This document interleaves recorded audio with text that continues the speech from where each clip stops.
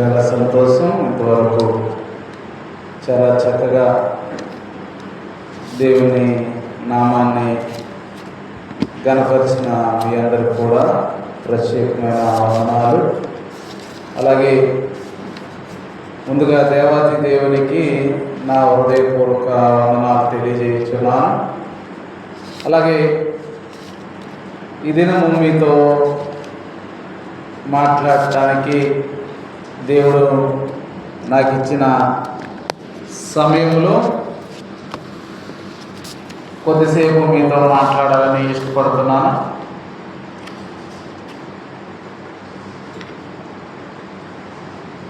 నన్ను ప్రేమతో ఆహ్వానించిన దైవజనులు గోపి గారికి నా ప్రత్యేకమైన వందనాలు.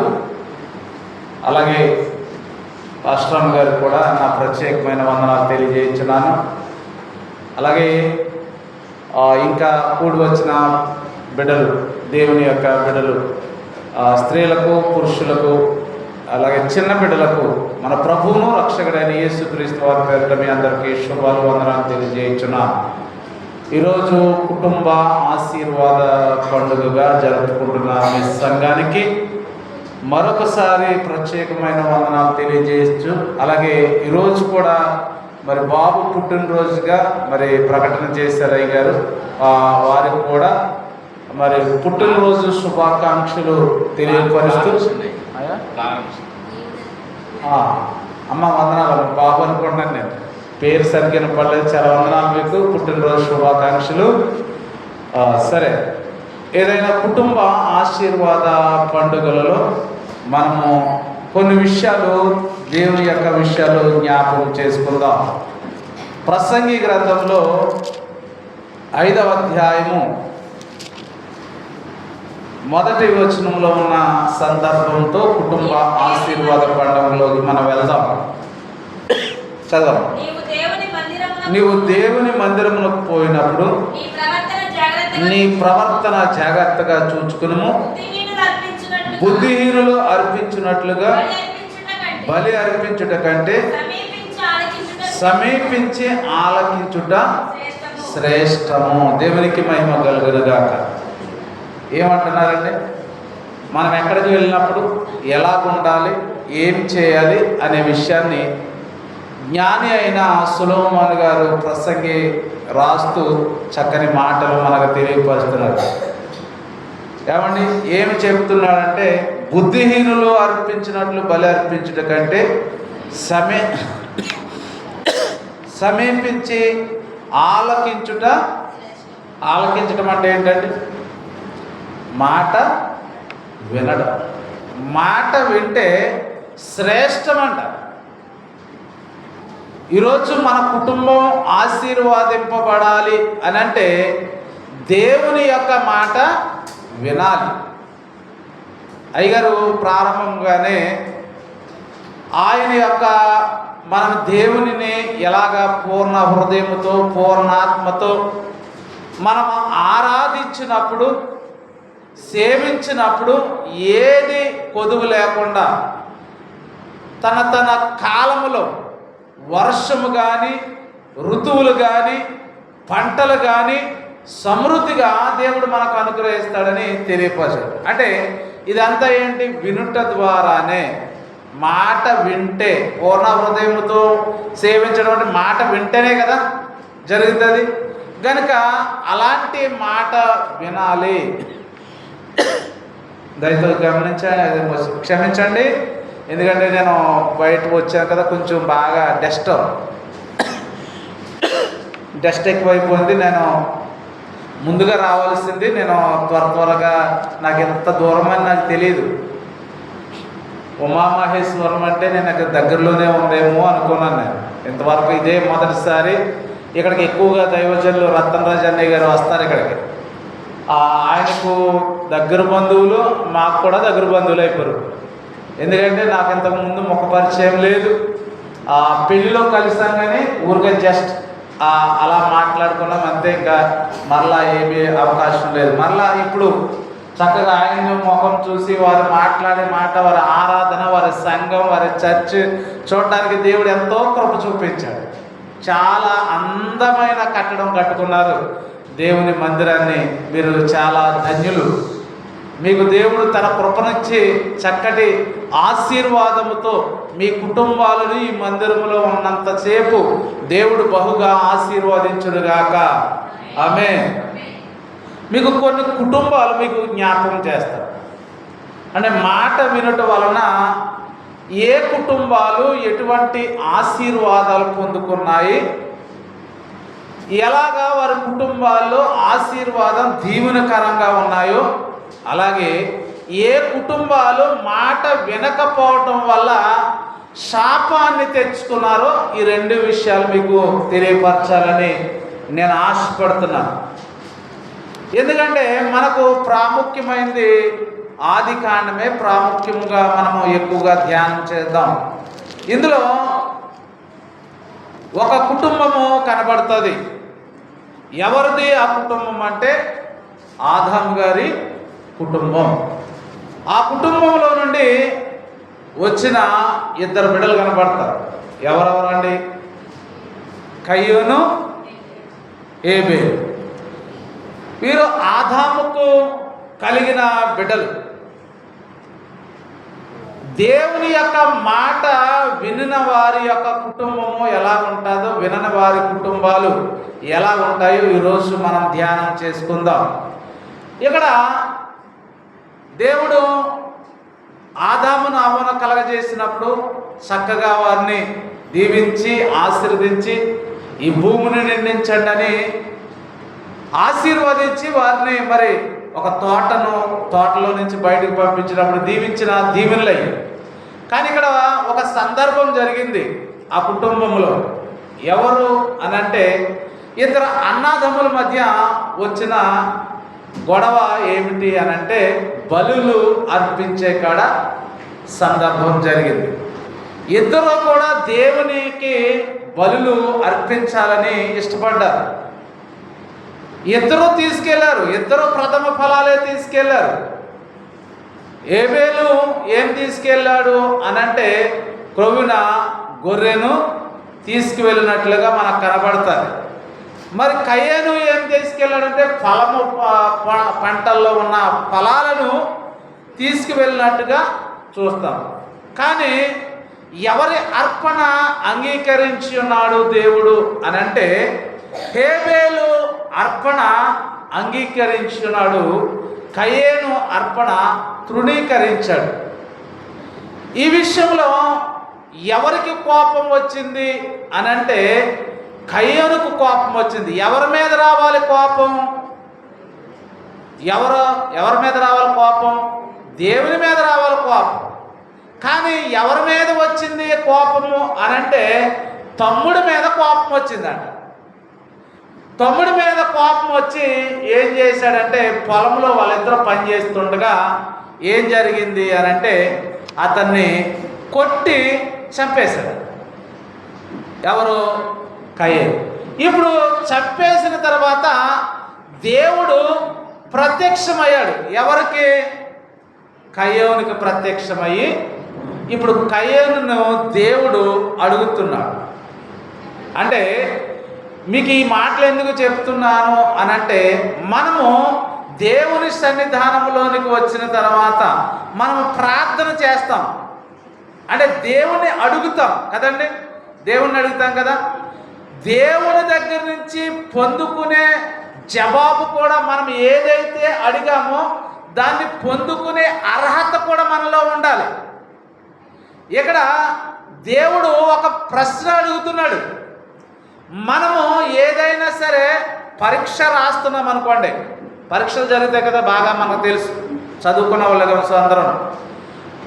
పరీక్షలు జరిగినప్పుడు ఏమొస్తుంది? ప్రశ్న వేస్తారు, ప్రశ్న ఇస్తారు. మనకి ప్రశ్న ఇచ్చినప్పుడు దానికి ఏం చేయాలి? కరెక్ట్ అయిన జవాబు చెప్పాలి, జవాబు రాయాలి. అప్పుడు మనం ఏమవుతాం? పాస్ అవుతాం. ప్రశ్నకు సరైన జవాబు రాయకపోతే ఏమవుతుంది? ఫెయిల్ అవుతుంది. కనుక ఇక్కడ మనకు దేవుడే వచ్చి కయ్యోనుకు ఒక ప్రశ్న వేస్తున్నాడు. ఏమిటి అని అంటే 8వ వచనం, 4:8. కయ్యేను తన తమ్ముడైన హేబెలుతో మాట్లాడెను. వారు పొలంలో ఉన్నప్పుడు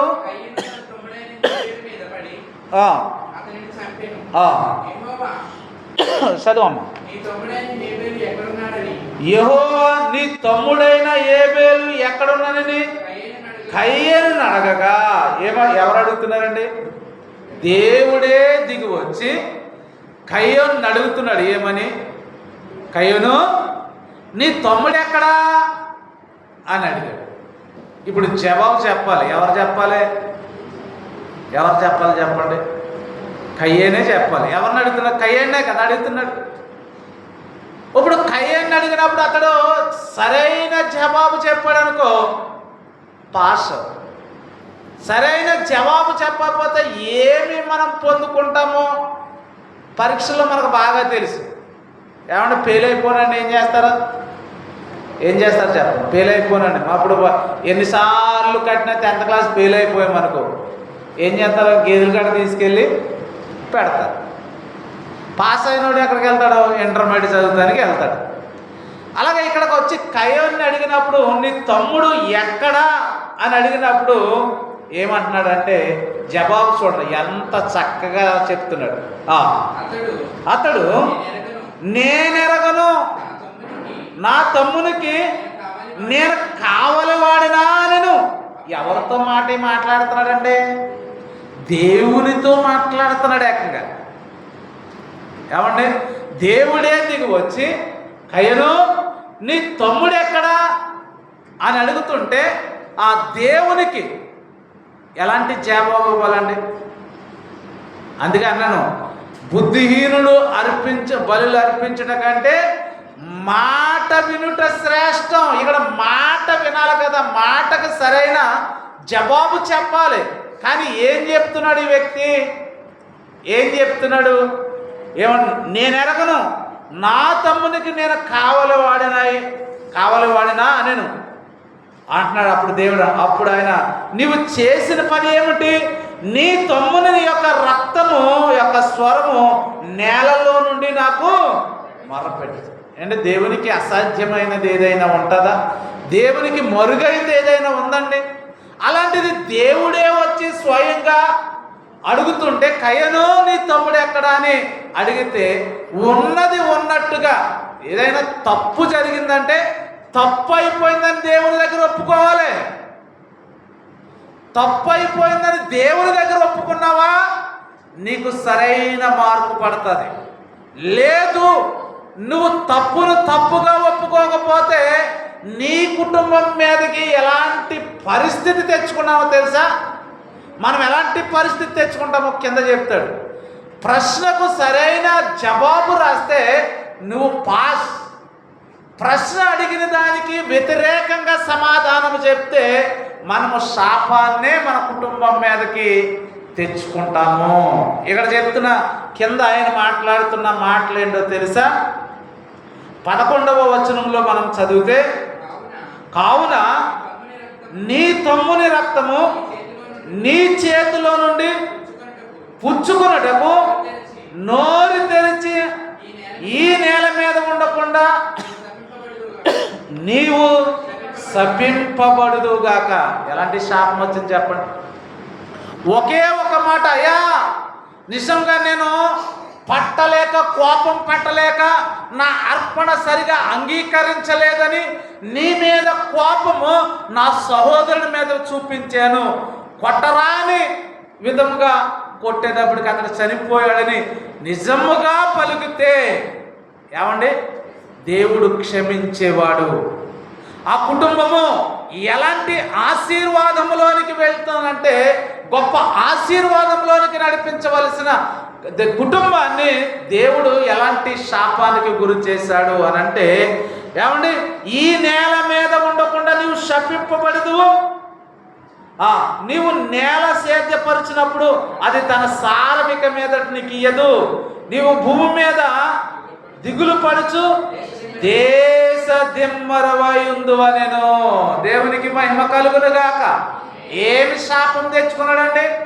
దేశ దిమ్మరిగా తిరగడానికి శాపం తెచ్చుకున్నాడు. ఎందుకు?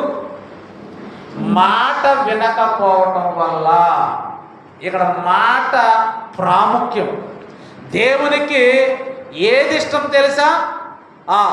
నిజము పలుకు పెదవులేకే ఆయనకి ఇష్టం. అబద్ధమాడు పెదవులు ఆయనకు హేమం. అంతే. నీ కుటుంబము సమృద్ధమైన ఆశీర్వాదంతో నీ కుటుంబము ఉండాలి అని అంటే దేవుడు అడుగుతున్న ప్రశ్నకు కానీ దేవుడు అడుగుతున్న మాటకి నువ్వు కరెక్ట్ జవాబునిచ్చావా, నీవు ఆశీర్వాదింపబడతావు. ఎవడ కయ్యన్ని ఏమన్నా శోధించాడు దేవుడు వచ్చి? ఏమని అడిగాడు? తమ్ముడు ఎక్కడా అన్నాడు. చాలామంది మనం అడుగుతాం, ఒక్కొక్కసారి అడుగుతాం, ఏరా బాబు మీ నాన్న ఎక్కడంటే ఏమంటాడు? మా నాన్న ఏమో కాపలా పెట్టావా, నాకు తెలుసా అంటారు. పెట్టలో ఎవరు నేర్పుతారు ఈ మాట? అదే అనుకో, అంకుల్ గారు మా డాడీ ఎక్కడికి వెళ్ళారు నాకు తెలియదండి అంకుల్ గారు అంటే, ఒరే అంత వినయంరా బాబు, దేవుడు నిన్ను బహుగా దీవించును గాక అంటాం. అవునా? అంటామా? అదే సమాధానము భయంకరంగా వస్తే ఎలా ఉంటుంది చెప్పండి? ఊరు నాయన ఈడే ఇలా ఉన్నాడంటే ఇంకా ఆయన ఎలా ఉన్నాడో అని అనుకుంటాం. కనుక ఇక్కడ నిజంగా ఆయన దేవునికి మాట చెప్తే ఈరోజు దేశ దిమ్మర్లుగా తిరుగుతున్న వాళ్ళందరికీ ఎవరు తండ్రి? కయ్యోను తండ్రి. చూసారా? ఇప్పుడు దేశ దిమ్మర్లుగా తిరుగుతున్న వాళ్ళందరికీ ఎవరు తండ్రి అంటే కయ్యోను. ఎందుకంటే వాళ్ళు మాటిండ్రు.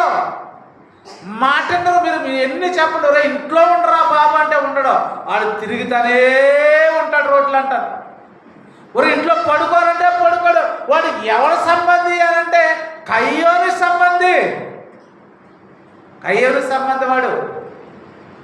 దేశ దిమ్మరుగా ఈరోజు ఎంతమంది తిరిగితే వాళ్ళందరూ ఎవరనుకున్నారు? కయ్యోని సంతానం. నిజంగా అతనికి అసలు ఏది ఫలించదు, ఏది అసలు భూమి సారాన్నే ఇవ్వదు వాడికి. ఏదేసినా ఫలించదు. ఎందుకు? దేవుని మాట వినలేదు గనుక, అడిగిన ప్రశ్నకు సరైన సమాధానము చెప్పలేదు గనుక. ఇంకొక వ్యక్తిని మనం చూద్దాం. ఆది కాండము 16వ అధ్యాయములో అబ్రాహాముకు భార్యగా సారా ఉంటే, సారా ఐగుప్తు దేశానికి వెళ్ళిన కాడ అక్కడి నుంచి ఒక దాసీని తెచ్చుకుంటారు. దాసీని తీసుకువెళ్ళినప్పుడు ఆమె ఏం చేస్తుందంటే, దేవుడు ఏం చెప్తాడంటే, అమ్మ నీకు నీ సంతానముకు ఇదిగో ఈ లోకమంతా, ఈ భూమి అంతా నీ సంతానానికి ఇస్తాను, నీ గర్భంలో నుంచి ఒక బిడ్డ పుట్టబోతాడని చెప్తే సారా కూడా నమ్మకుండా ఎవరిని తీసుకొచ్చారంటే ఆగర్ని తీసుకొచ్చి వివాహం చేసింది. వివాహం చేసినప్పుడు అబ్రహాముకి దగ్గర చేర్చినప్పుడు అబ్రహాముకి ఏం జరిగింది అని అంటే, హాగరుకి గర్భం వచ్చిందంట. గర్భం వచ్చినప్పుడు ఆ గర్భాన్ని బట్టి హాగర్ ఏం చేసిందంటే సారాని చిన్న చూపు చూసిందంట. ఏం చేసిందండి? చిన్న చూపు చూసిందంట. అప్పుడు సారా ఏం మాట్లాడుతుంది ఒకసారి 5వ అధ్యాయంలో నుంచి మనం 4 నుంచి చూస్తే 16:4 నుంచి. అతడు హాగరుతో పోయినప్పుడు అది గర్భవతి అయిను, అది తాను గర్భవతి అయినని తెలుసుకున్నప్పుడు దాని యజమానురాలు దాని దృష్టికి నీచమైనదాయను. అప్పుడు సారాయి, నా ఉసురు నీకు తగులును, నేనే నా దాసిని నీ కౌగిటకిచ్చిన తరువాత తాను గర్భవతినైతేనని తెలుసుకున్నప్పుడు నేను దాని దృష్టికి నీచమైన దాన్ని అయితేని నాకును నీకును యెహోవా న్యాయము తీర్చును గాకని అబ్రహాముతో అనెను. అందుకు అబ్రహాము, ఇదిగో నీ దాసి నీ చేతిలో ఉన్నది, నీ మనసు వచ్చినట్లు దాని చేయమని సారాయితో చెప్పెను. సారాయి దాని శ్రమ పెట్టినందున ఆమె యొద్ద నుండి అది పారిపోగా. ఇక్కడ ఒక సందర్భం ఏం జరిగిందంటే, ఏమండి, తీసుకొచ్చింది ఎవరు? సారాయి. మరి ఇప్పుడు దేవుడు అసలు భర్తకే తీసుకువెళ్ళి అప్పచెప్పింది ఎవరు? సారాయి. ఇప్పుడు గర్భం వచ్చింది. గర్భం వచ్చిన తర్వాత ఎవరైనా సరే నిజంగా చాలామంది గర్భం లేని వాళ్ళ పరిస్థితి చాలా చిన్న పుచ్చుకుంటారండి. ఈ ఆగారు కూడా ఏమనుకుందంటే, తన యజమానులు చిన్న చూపు చూపేటప్పటికి ఆ భర్తతో మాట్లాడిన, ఏమైనా సరే కట్టుకున్న భర్త కదా, ఏం చేశారు, నీ చేతిలోనే ఉంది, ఏదైనా చేసుకొని ఇష్టమైనప్పుడు దాన్ని శ్రమ పెట్టినప్పుడు ఇప్పుడు ఏమైందంటే, ఆగారు ఏమైందంటే అక్కడి నుంచి వెళ్ళిపోవాలని నిర్ణయించుకుంది. గర్భవతి, నిండు గర్భవతి బయలుదేరి వెళ్ళిపోతుంది. వెళ్ళిపోతున్నప్పుడు దేవుడు మాట్లాడుతున్నాడు. దేవుడు ప్రశ్న అడుగుతున్నాడు ఆగర్ని. చూడండి 7వ అధ్యాయం 7వ వచనం. యెహోవా దూత అరణ్యములో నీటి బొగ్గ యొద్ద, అనగా షూరు మార్గములో బొగ్గ యొద్ద ఆమెను కనుగొని, సారాయి దాసి అయిన ఆగరు, ఎక్కడి నుండి వచ్చితివి, ఎక్కడికి వెళుచున్నావని అడగగందుకు, అది నా యజమానురాలైన సారాయి యొద్ద నుండి పారిపోవచ్చున్నాను నేను. దేవుడు వచ్చి అడిగాడు, ఆగరు, ఏమ్మా, ఏమొచ్చింది నీకు శ్రమ, ఎక్కడికి వెళ్ళిపోతున్నావు, ఎక్కడి నుంచి బయలుదేరావు, ఎక్కడికి వెళ్తున్నావు అని దేవుడు అడిగాడు. నిజంగా ఆమె నిజంగా ఎంత మంచి సమాధానం ఇచ్చింది అని అంటే, ఆమె అడుగుతుంది, ఎక్కడికి వెళ్ళిపోతున్నప్పుడు నా యజమానురాలైన సారాయి యొద్ద నుండి పారిపోవచ్చున్నాను. దేవునికి మహిమ కలుగును గాక. ఏమన్నది? అయ్యా, నేను సారాకి నేను దాసురాల్ని గనుక సారా వద్ద నుండి నేను ఏమైపోతున్నాను అని అంటే పారిపోతున్నాను. నిజం చెప్పిందా అబద్ధం చెప్పిందా? నిజం చెప్పింది. నిజం చెప్పింది. ఇందాక ఏబేలు ఆ కయ్యోను దగ్గరకు వచ్చినప్పుడు ఏం చెప్పాడు? నీ తమ్ముడు ఎక్కడా అన్నాడు దేవుడు వచ్చి. ఏమన్నాడు? ఏమన్నా కాపలాదారున్నా అన్నాడు. కావలాదారున్నా నేను అన్నాడు. ఎలా ఇప్పుడు ఈ సమాధానం ఎలా ఉంది చెప్పండి? ఏమంటుంది చక్కగా? అయ్యా, నేను సారాయికి దాసురాలిని, ఆమె వద్ద నుండి నేను ఏమవుతున్నాను? పారిపోతున్నాను. ఇప్పుడు దేవుని యొక్క జవాబు వినాలి మనం. ఏమండి, ఇందాక జవాబు విన్నాం కదా, ఏమన్నాడు? ఈ భూమి నీకు సారం ఇవ్వదే ఇవ్వదన్నా కయ్యానికి. నువ్వేమన్నాడు? దేశ దిమ్మరిగా నువ్వు తిరుగుతావు, నిన్ను ఎవడు కనుకుంటాడో వాడు నిన్ను చేతితో చంపుతాడు అని అక్కడ శాపాన్ని మిగిల్చింది. ఇక్కడేం దేవుడు ఇచ్చాడో చూస్తే, అప్పుడు యెహోవా దూత నీ యజమానురాలి యొద్దకు తిరిగి వెళ్ళి ఆమె చేతి క్రింద అణిగి ఉండమని దానితో చెప్పింది. ఏమన్నాడు ఇప్పుడు? మంచి జవాబు. సరే ఆగరు, నీవే మాత్రం భయపడకో, నువ్వు మరలా వెనక్కి వెళ్ళు, సారాయి దగ్గరికి వెళ్ళు, ఏమి మాట్లాడకు, మౌనంగా ఉండంతే. ఏమన్నాడు? అణిగి మణిగి ఉండమని దానితో చెప్పెను. మరియు యెహోవా దూత నీ సంతానమును నిశ్చయముగా విస్తరింపజేసేదను, అది లెక్కింప వీలు లేనంతగా విస్తారమని దానితో చెప్పెను. చూసారా ఏం ఆశీర్వాదం వచ్చింది? హాగర్ని ఏమండి దేవుడు దీవించాడు. ఎందుకు దీవించాడు అనంటే, నిజము పలికింది. శ్రేష్టమైన మాట దేవుని దగ్గర మాట్లాడింది. బుద్ధిహీనుడు మాట్లాడినట్టు మాట్లాడలేదు. ఈరోజు హాగరు సంతానం మీరు చూడండి, దగ్గర 22 దేశాలు ఉన్నాయి నాకు తెలిసిన మట్టుకి. అరబిక్ కంట్రీ 22 దేశాలు మీరు వెళ్ళి చూడండి, ఎక్కడ చూసినా సమృద్ధి. ఎక్కడ చూస్తే, ఎక్కడ బావేస్తే మనకు నీళ్ళు వస్తాయి, అక్కడ ఏమొస్తుంది? పెట్రోల్ వస్తుంది. ఏమన్నాడు ఇక్కడ? యెహోవా దూత, నీ సంతానం నిశ్చయముగా విస్తరింపజేసేదను, అది లెక్కింప వీలులేనంత విస్తారమైన దానితో చెప్పెను. మరియు యెహోవా దూత, ఇదిగో యెహోవా నీ మొర వినెను, నీవు గర్భవతి అయినావు, నీవు కుమారుని కని అతనికి ఇమ్మానుయేలు అని పేరు పెట్టదు. ఇస్మాయిల్ అని పేరు పెట్టదు అని. చూడండి, నిజంగా ఆ సంతానము, మీరు ఏ కంట్రీకి వెళ్ళండి, నేను బెహ్రాన్ వెళ్ళాను, ఖత్తర్కి వెళ్ళాను, దుబాయ్ చూశాను. ఏమండి, ఎక్కడ చూసినా ఎలా ఉంటాయి తెలుసా? విస్తరించిన ప్రదేశాలని ప్రియమైన దేవుని బిడ్డలారా.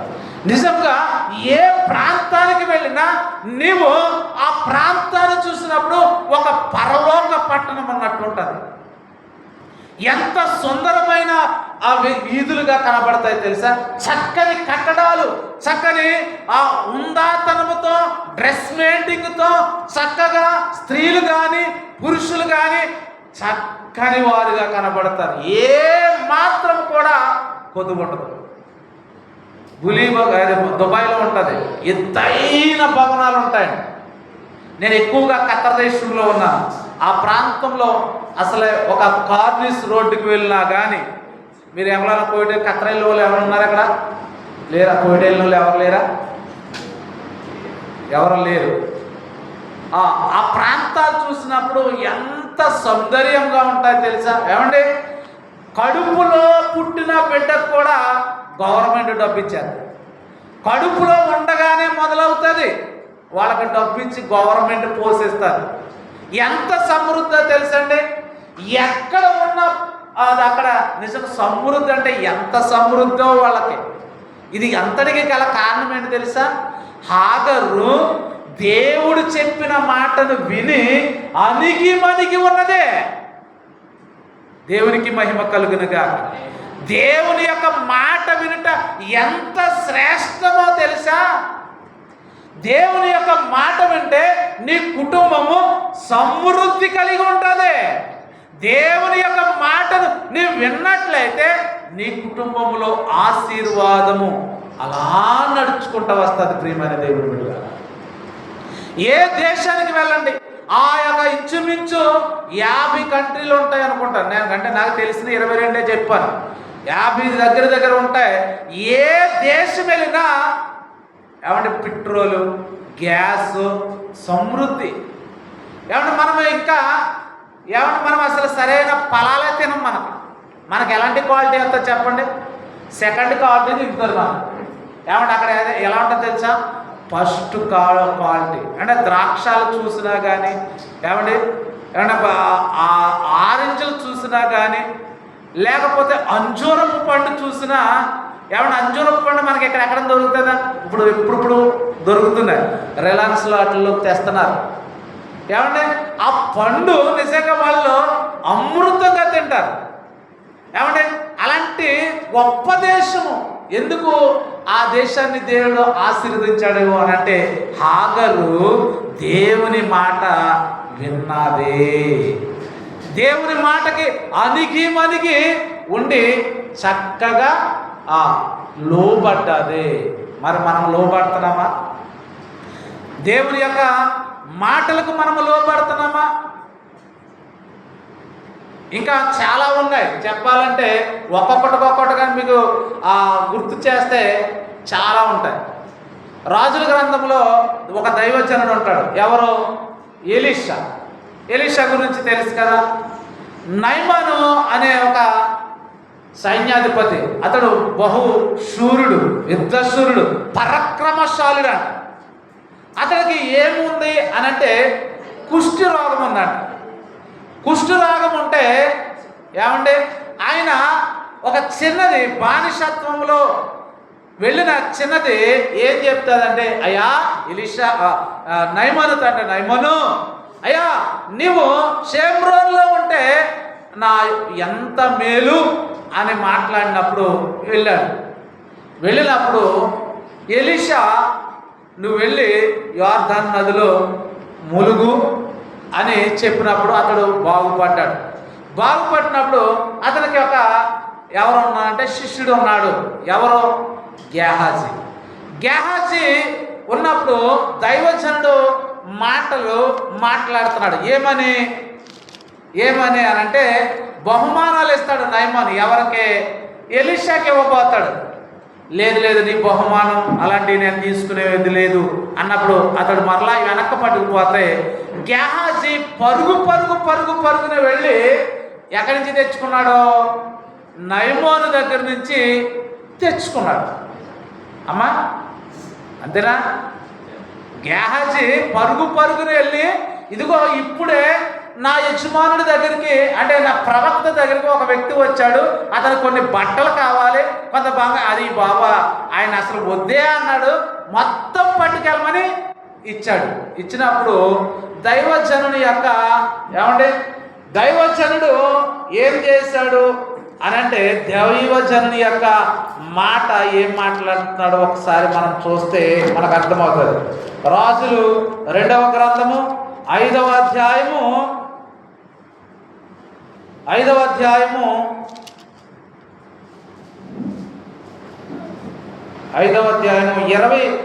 వచనం నుండి మనం చూస్తే బాగా అర్థమవుతుంది. అతడు లోపలికి పోయి తన యజమాని ముందర నిలవగా ఎలీషా వాణ్ణి చూసి, గేహాజీ నీవెచ్చడి నుండి వచ్చితివని అడిగినందుకు వాడు, నీ దాసుడైన నేను ఎచ్చటికి పోలేదు అంతటా ఎలీషా వానితో, ఆ మనుషుడు తన రథము దిగి నిన్ను ఎదుర్కొన్నట్టుగా తిరిగి వచ్చినప్పుడు నా మనసు నీతో కూడా రాలేదా? ఇక్కడ అన్నాడు. గేహాజీ గురించి కూడా దైవజనుడు అడిగాడు. ఏమని? గేహాజీ ఎక్కడికి వెళ్ళావు అంటే నేను ఎక్కడికి వెళ్ళలేదు అన్నాడు. నువ్వు ఆ యొక్క నయమోను వెంట పరిగెట్టినప్పుడు, నయమోను యొక్క రథాన్ని నువ్వు కలుసుకున్నప్పుడు నా మనస్సు నీతో రాలేదా అన్నప్పుడు ఏమంటున్నాడు? నేను ఎక్కడికి? ఆయన అన్నాడు, నీ వెంట నా మనసు. ఏం ప్రశ్న వేసాడు? నువ్వు ఎక్కడికి వెళ్ళావు అంటే ఏం చెప్పాలి? నిజమే చెప్పాలి. ఇదిగో నువ్వేమో దైవజనుడు, నీకు అన్ని దేవుడు సమృద్ధిగా ఇచ్చాడు, నాకైతే కొదువు ఉంది, ఆ కొదువు తీర్చుకోవడానికి నేను కొంత వెళ్ళాను, తెచ్చుకున్నానని నిజం చెప్పాలి. ఏం చెప్పాడు? నేను ఎక్కడికే వెళ్ళలేదు అన్నాడు. చాలామంది ఇప్పుడు కూడా అదే పరిస్థితి. దైవజనుడు, అమ్మా నిన్న ప్రార్థనకి ఎందుకు రాలేదమ్మా అని అనుకో, ఉన్న నిజం చెప్పరు. తలకాయ నొప్పండి, కాళ్ళు నొప్పండి, లేకపోతే వద్దాం అనుకున్నామండి, ఈలోగా ఆయన భోజనం చేయడానికి అప్పుడే వచ్చాడండి. ఏదో ఒకటే. ఎందుకు అంటే నువ్వు నిజంగా దానికోసం మానేస్తే పర్వాలేదు, అంటే అబద్ధం మాట్లాడావనుకో ఏమంతా చెప్పండి, శాపమే మన మీదకి వస్తుంది. ఇందాక మనం చూసి ఆగారు ఏం చెప్పింది? నిజమే చెప్పింది.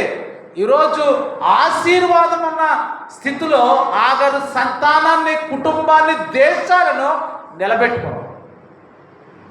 ఏమండి ఇక్కడ గేహాజీ కూడా ఎలీషా అడిగినప్పుడు అబద్ధం ఆడాడు.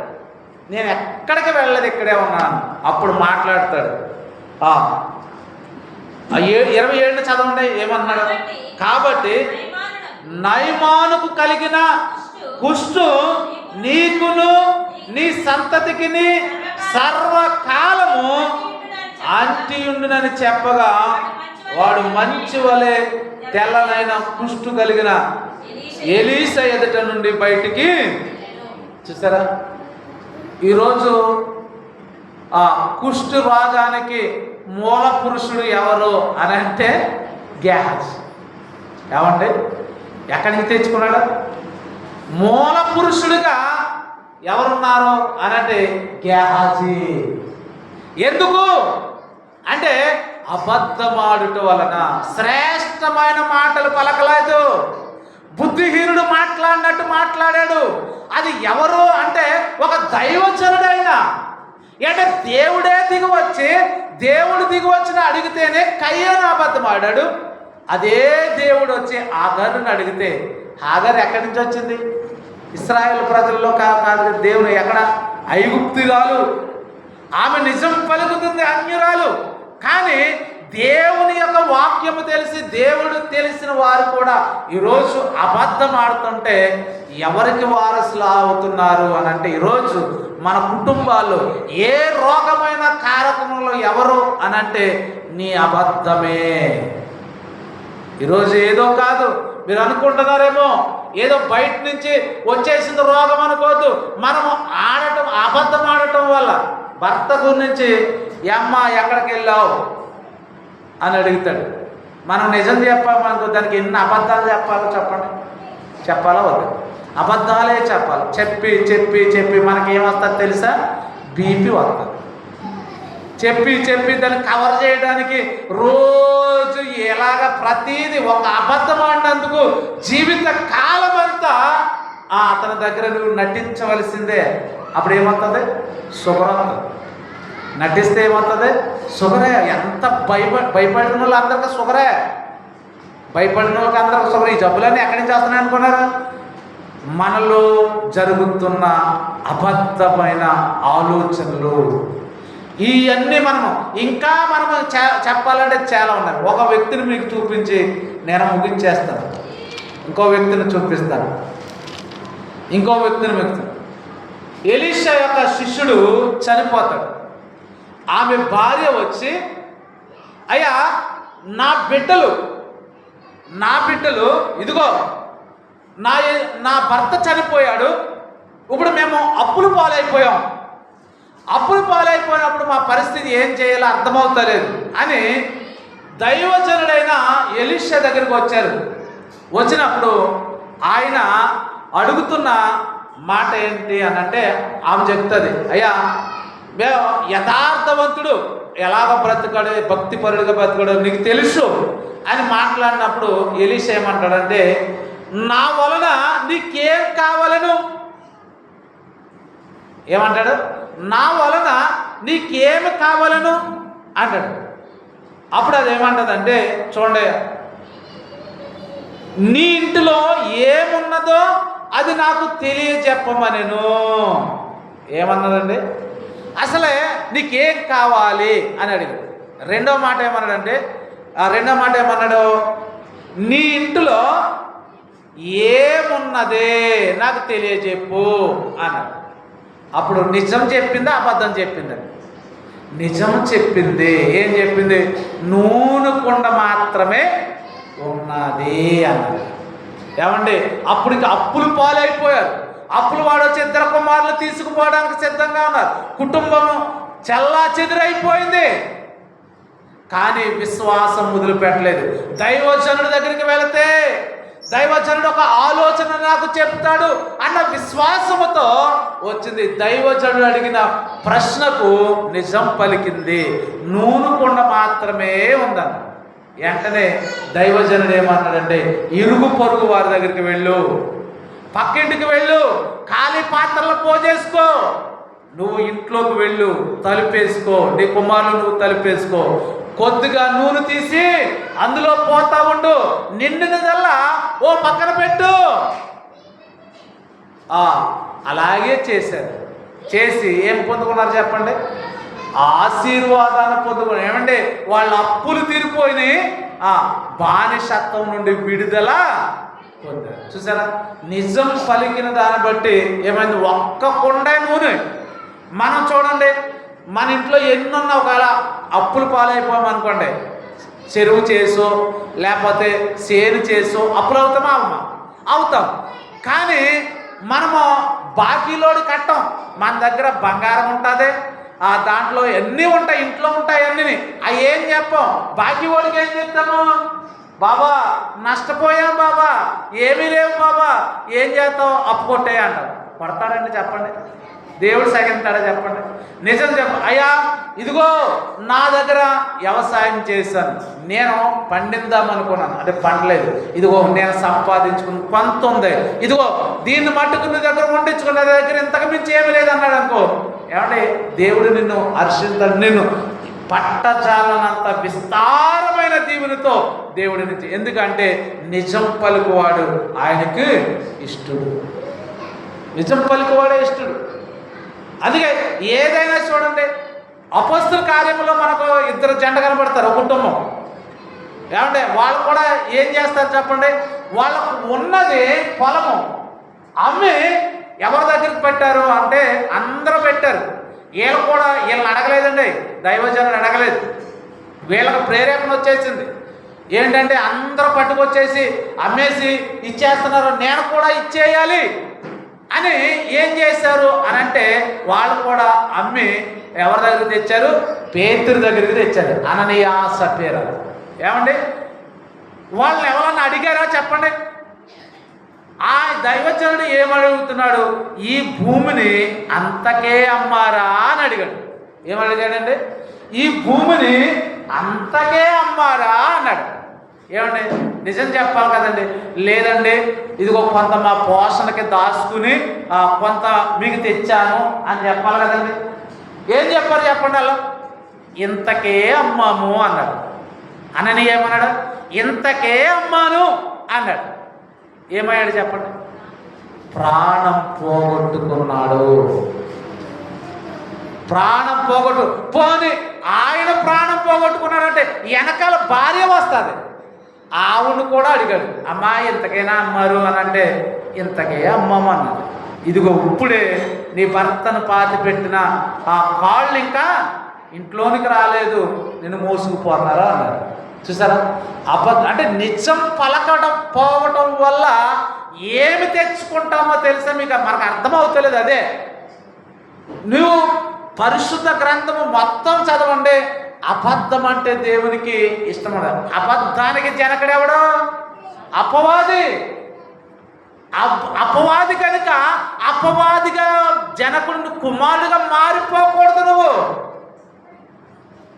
దైవజనులు అడిగే ప్రతి దానికి, దేవుడు అడిగే ప్రతి దానికి సరైన జవాబు ఉండాలి. ఉన్నది ఆకలి అవుతుందని చెప్పాలి, లేకపోతే దాహం అవుతుంది చెప్తాను. నేను తిన్నాను చెప్పాలి. కానీ మనము పెళ్ళిళ్ళలోకి వెళ్తాం, ఏమంటే మనము స్వీట్ తినము, లేదా బూర్లు తినము, షుగరు తినము. ఏం చెప్పండి? అయ్యా నాకు షుగర్ ఉంది, నేను బూరు వేయొద్దండి, నేను తిన్నాను అని అనాలి. మరి మనం ఏం చేస్తాం? ఏమండి ఏం చేస్తాం? ఆ నీళ్ళు పోసిన ఆ గాసు నీళ్ళు ఇలా ఉంచేసి ఆ బూరి అందులో వేసుకుంటాం. నువ్వు తిన్నప్పుడు వెనకాల వ్యక్తి ఒకడు వస్తాడు కదా, ఏమంటే ఆడు కుదలాలి కదా. ఏమంటే నువ్వు తిన్నప్పుడు నువ్వు ఎందుకు తెచ్చుకోవడం? దేవుడికి ఇష్టమవుతుంది అనుకున్నారు. దయతో క్రైస్తవులు అలా ఉండవద్దు. నీవు ఎక్కడికి వెళ్ళినా నిజం మాట్లాడటానికి, నువ్వు తిన్నప్పుడు నేను తిన్నయ్య గారు నాకు వద్దండి అని చెప్పాలి. అనవసరముగా వాళ్ళు ఇంత మట్టికే ఎస్టిమేషన్ వేసుకుంటారు. ఒకవేళ ఎవరైనా మిగులు వచ్చారనుకో వాళ్ళు తింటారు.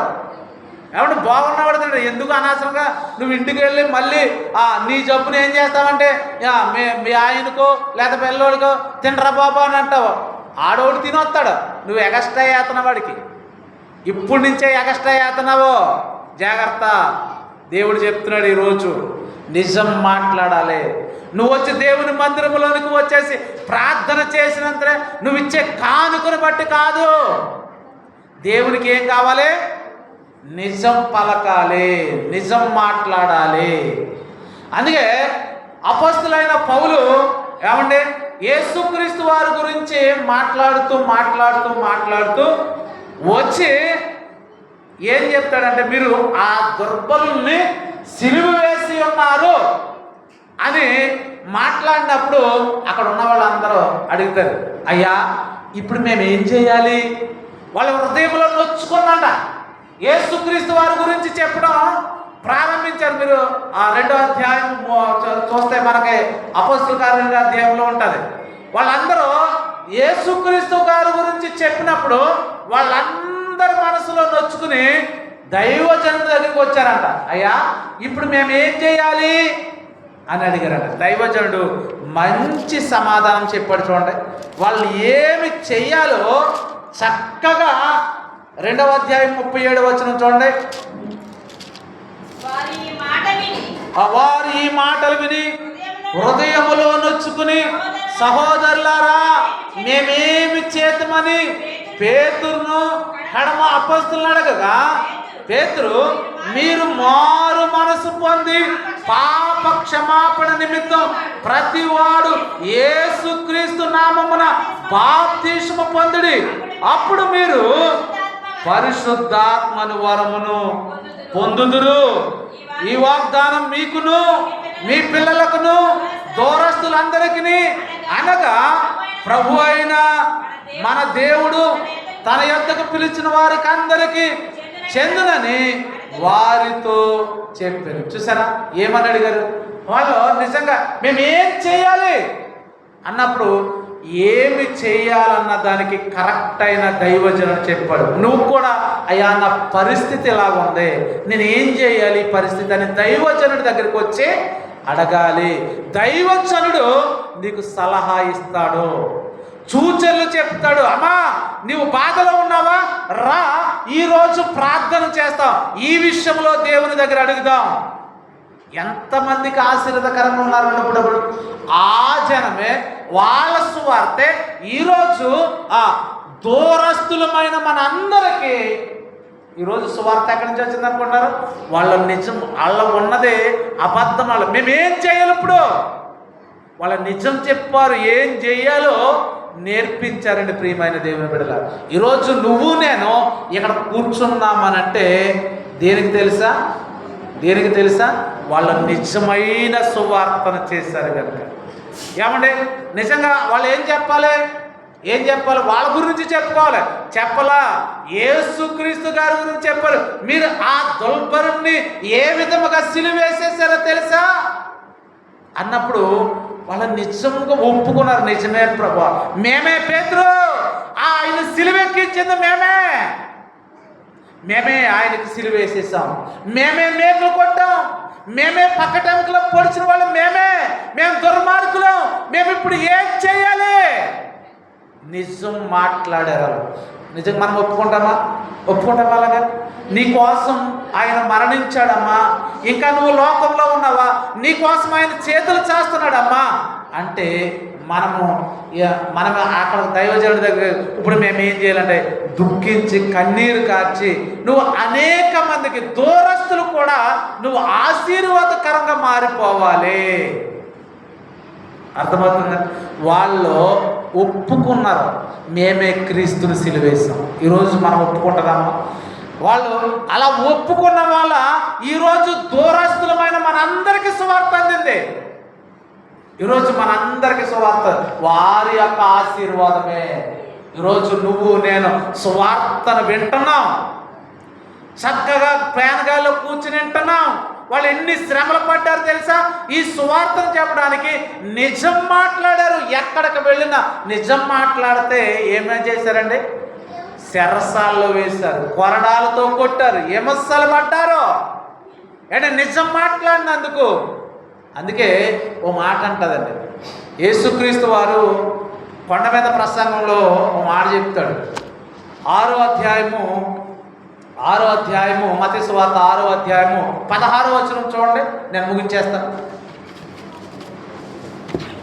మీరు ఉపవాసం చేయనప్పుడు 6వ అధ్యాయము 16వ వచనం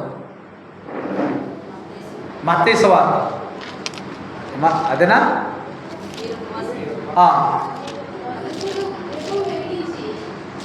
సారీ ఆగండి.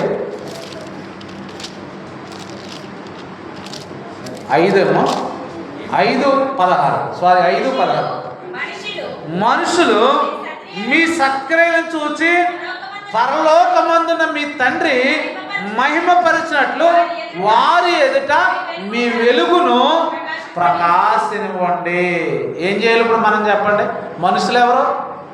మనం కాదు, మనము రక్షింపబడ్డ వాళ్ళము. మనుషులు అంటే లోకములో ఉన్నవారు. ఇప్పుడు మనం ఏం చేయాలి చెప్పండి? దేవుడు మహిమపరచబడాలంటే మనుషుల ఎదుట ఎవరు చేయాలి సత్క్రియలు? క్రైస్తవుడిగా నువ్వే, నీ మాట, నువ్వు అర్పించే బలి, నువ్వు మాట, ఎలాంటి మాట వింటున్నావు, ఇది మాత్రమే. అందుకే అన్నాడు, మనుషులు మీ సత్క్రియలను చూచి పరలోకమందున్న మీ తండ్రి మహిమపరచు వారి ఎదుట మీ వెలుగు ప్రకాశించనివ్వండి అంటున్నాడు. ప్రకాశమైన వారుగా ఉండాలి మనం. ఇప్పుడు చెప్పండి, ఎవరు మన కుటుంబాలని ఆశీర్వాదంగా మార్చేది ఎవరు చెప్పండి? మన మాట. నీ కుటుంబం ఆశీర్వాదంలోనికి వెళ్ళాలంటే నీ మాట శ్రేష్టముగా ఉండాలి, నీ మాట మృదువుగా ఉండాలి, నీ నోటి నుంచి ఒక్క అబద్ధపు మాట కూడా రానివ్వకూడదు. అప్పుడు నీవు హాగరు ఆశీర్వాదించబడినట్లుగా ఉంటారు. అలాగే శిష్యుడు భార్య సమృద్ధమైన ఆశీర్వాదం పొందుకున్న స్థితిలోనికి వెళ్తాడు. అబద్ధం ఆడావా, కయ్యోనులాగా అయిపోతుంది మన జీవితం. అబద్ధం ఆడావా, గెహాజీలాగా అయిపోతుంది మన జీవితం. ఈ 3 కుటుంబాలే అబద్ధం ఆడితే ఏమైపోడు? అననీయ సఫేరల వలె మనము కూడా దేవునికి దూరం అయిపోతాం. కనుక ఈ మాటలు మన హృదయంలో ఫలించాలి అని అంటే మనం దేవుని మందిరంలోనికి వెళ్ళినప్పుడు, ఇప్పుడు చదవండి ఎలా ఉండాలి? దేవుని మందిరంకి వెళ్ళినప్పుడు ఎలా ఉండాలి?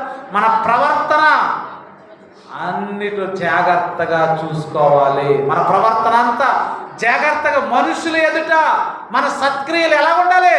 వెలుగుమయముగా ఉండాలి. వీళ్ళు ఎవర్రా? క్రీస్తుని పోలిన వారు వీళ్ళు, క్రీస్తు ప్రతిబింబాలు వీళ్ళు. క్రీస్తు మన ముఖంలో క్రీస్తు కనబడాలి. సత్క్రియలు అంటే ఏంటనుకున్నారు మీరు? నడిచి వెళ్తుంటే యేసుక్రీస్తు ఇలా ఉంటాడా అని మనమే ఏమైపోవాలి? పత్రికలు అయిపోవాలి, మనమే సువార్త అయిపోవాలి. అర్థమవుతుందా? గనుక అలాంటి జ్ఞానాన్ని మనం కలిగి ఉండాలి. దేవుడి కొద్ది మాటలు దేవుడు దీవించి ఆశీర్వదించుగాక. ఆమేన్. దైవజనులకు నాకు ప్రత్యేకమైన వందనాలు, ప్రేమతో ఆహ్వానించారు. మరి వారికి మరొకసారి ప్రత్యేకమైన వందనాలు తెలుసు. నా మాటలు ముగిస్తున్నాను.